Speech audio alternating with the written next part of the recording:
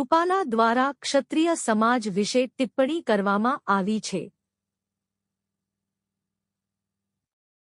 તેને લઈને ગુજરાત આખામાં ક્ષત્રિય સમાજ ભાજપ વિરુદ્ધ મતદાન કરી ભાજપને ક્ષત્રિય સમાજ જડબાતોડ જવાબ આપશે। આજે તેને લઈને ભાવનગરના પટેલનગર વિસ્તારમાં ક્ષત્રિય સમાજની મીટિંગ મળી, જેમાં મોટી સંખ્યામાં ભાઈઓ બહેનોએ હાજરી આપી અને ભાજપ વિરુદ્ધ મતદાન કરવા શપથ લેવડાવવામાં આવ્યા। વોઇસ બાય વિવેક ગોહેલ।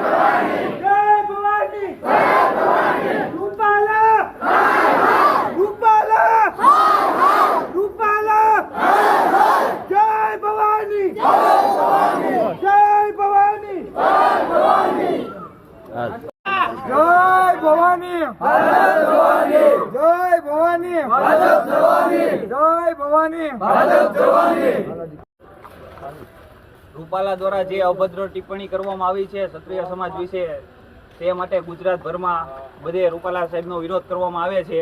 તે પટેલનગર વિસ્તારમાં અત્યારે આપણે શપથ લેવડાવીને મોટી સંખ્યામાં ઉપસ્થિત રહ્યા હતા બધા ભાઈઓ, અને આપણે શપથવિધિ કરી છે।